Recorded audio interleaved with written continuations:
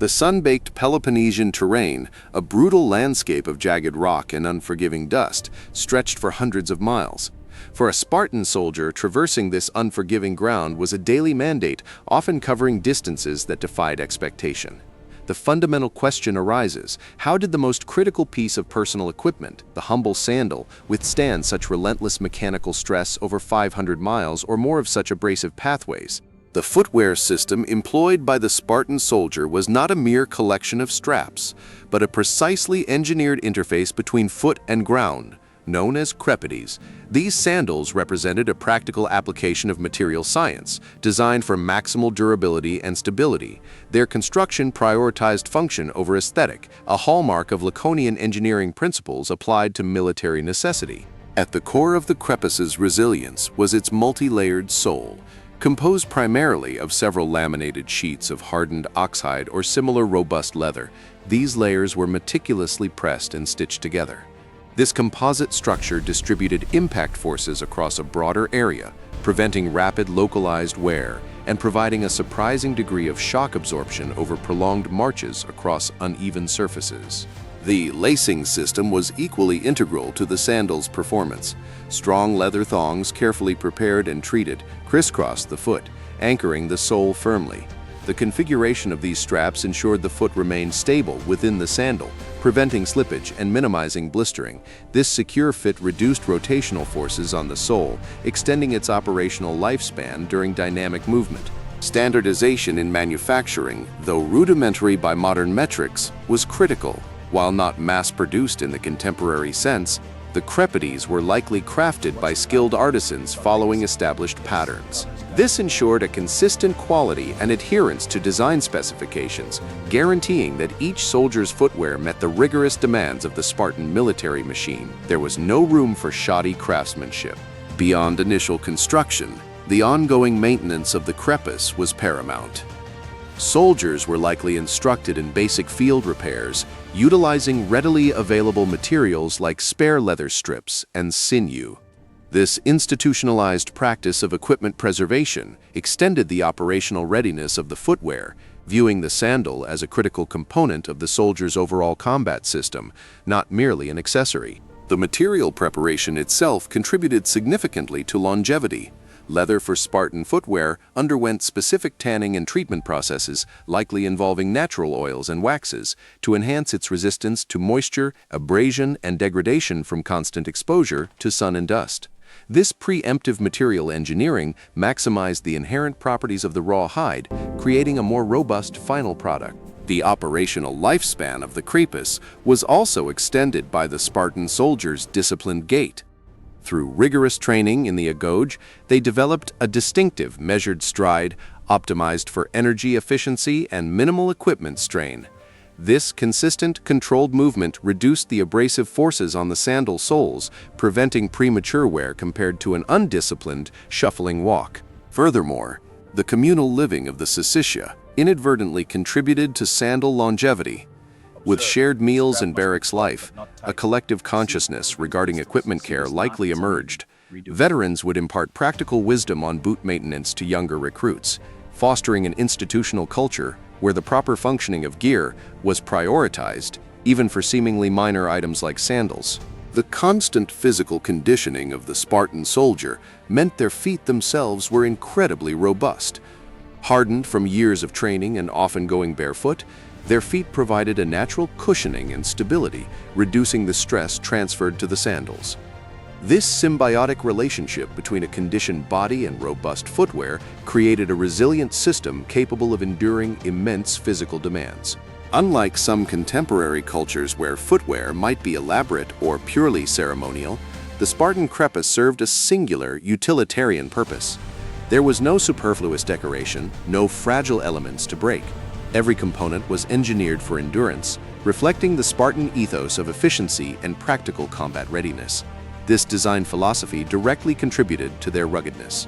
To truly appreciate the krepis, A comparison to other ancient military footwear is instructive.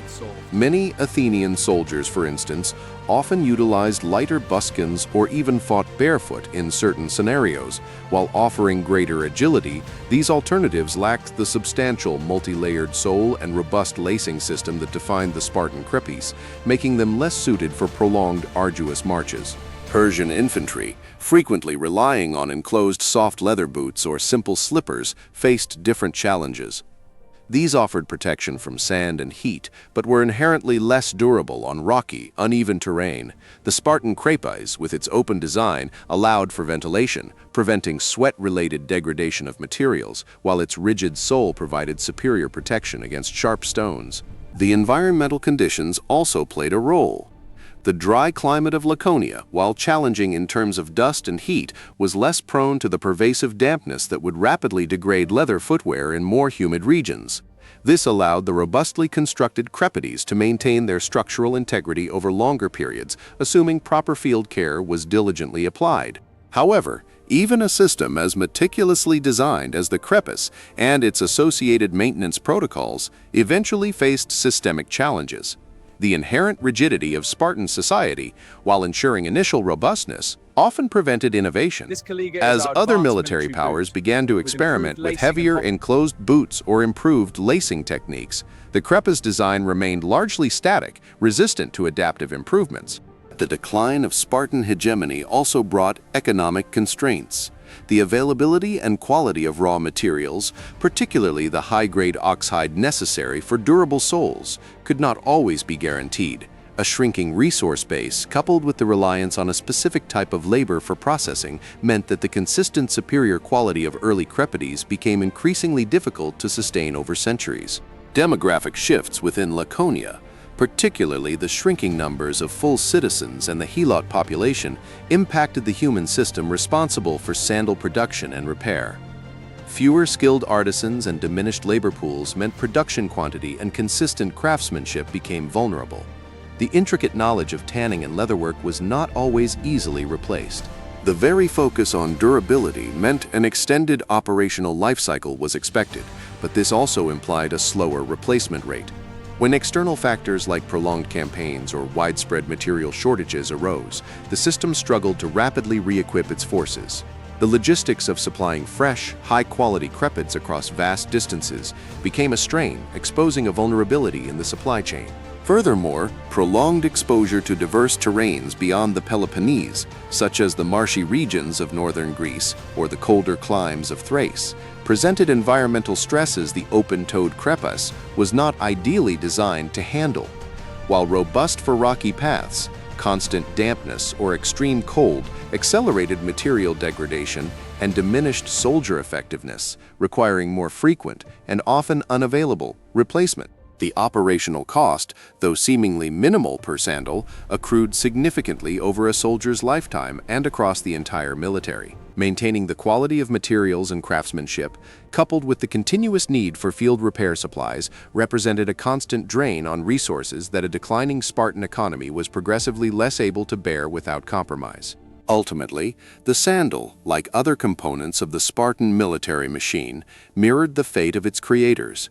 Its design was excellent for its intended purpose and environment, but its static nature and the rigidity of the underlying economic and social system meant it could not adapt indefinitely to changing geopolitical and environmental pressures, foreshadowing the eventual decline. The very discipline that once ensured meticulous sandal care began to erode under sustained pressure. The Agoge's focus on combat readiness overshadowed the institutional memory for crafting and repair, leading to a gradual decline in the specialized skills necessary to maintain the krepis at its historically high standard.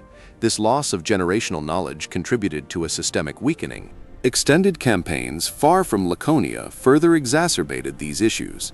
The logistical challenge of transporting raw materials and skilled craftsmen to distant battlefields became insurmountable.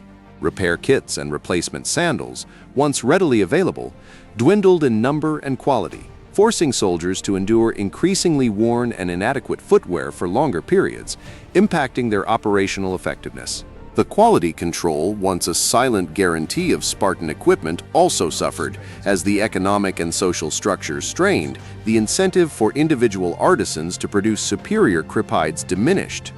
This led to a subtle but significant degradation in the fundamental construction and material integrity, turning the once reliable sandal into a less dependable component of the soldier's gear. The cost-benefit ratio of maintaining the krepis system at peak performance began to shift unfavorably. In a society facing resource scarcity and demographic decline, the investment in high-quality leather, specialized tanning, and expert craftsmanship for footwear became increasingly difficult to justify against other military priorities. The sandal was a casualty of broader economic stress. This degradation of equipment had a tangible psychological impact. A soldier relying on failing sandals experienced increased discomfort, reduced mobility, and a profound decrease in confidence. The once unquestioning trust in their gear, foundational to Spartan discipline, began to fray, introducing a subtle but pervasive weakness into the military unit. The very uniformity of the krepis, once a strength, became a weakness in an era of diverse military engagements. Its design, optimized for rocky Peloponnesian terrain, proved less adaptable to forested, mountainous, or marshy environments encountered in broader campaigns. This lack of specialized variants meant suboptimal performance in varied operational theaters, stressing the standard-issue sandal beyond its design limits. Ultimately, the decline of the Spartan sandal system was a microcosm of Sparta's own unraveling. The unwavering commitment to tradition and resistance to innovation, coupled with the erosion of its societal and economic base, meant that even the most robust and carefully designed elements of its military hardware eventually succumbed to the pressures of a changing world, unable to evolve or adapt. The erosion of sandal quality and maintenance directly contributed to decreased operational tempo and increased casualties. A soldier hobbled by worn footwear was slower, more susceptible to injury, and less effective in the phalanx. This seemingly small mechanical failure propagated throughout the entire military system, diminishing its renowned fighting prowess. The inability to maintain the quality of the krepis symbolized a deeper institutional failing. It reflected a breakdown in the communal responsibility and self-sufficiency that once underpinned Spartan military excellence. The individual soldier could no longer implicitly trust that their foundational equipment, however simple, would endure the rigors of conflict. The legend of Spartan endurance, where soldiers marched vast distances without complaint, was inextricably linked to their reliable gear. As that reliability waned, so too did a part of their identity. The mythical capacity for relentless movement, once a strategic advantage, became a memory as the practical realities of worn leather and insufficient repair kits set in. This historical analysis of the Spartan sandal reveals that even the most formidable military machines are dependent on the integrity of their smallest components. Neglecting the engineering, production, and maintenance of seemingly mundane items can have profound cascading effects on strategic capabilities and overall longevity. The Spartan krepis stood as a testament to practical engineering and the power of a disciplined culture. Yet, its story also illustrates the inherent fragility of any system that prioritizes tradition over adaptive innovation, particularly when faced with evolving external pressures and internal resource depletion. The image of a Spartan soldier traversing a landscape that demanded physical perfection is incomplete without acknowledging the robust mechanical interface beneath their feet. The sandal was not just an item of clothing, it was a critical, high-performance component of a larger, incredibly complex human system.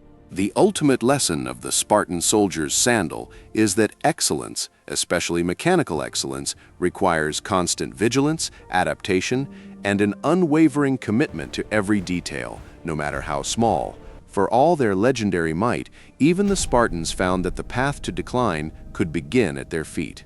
What seemingly insignificant modern mechanism might be essential yet overlooked in today's complex systems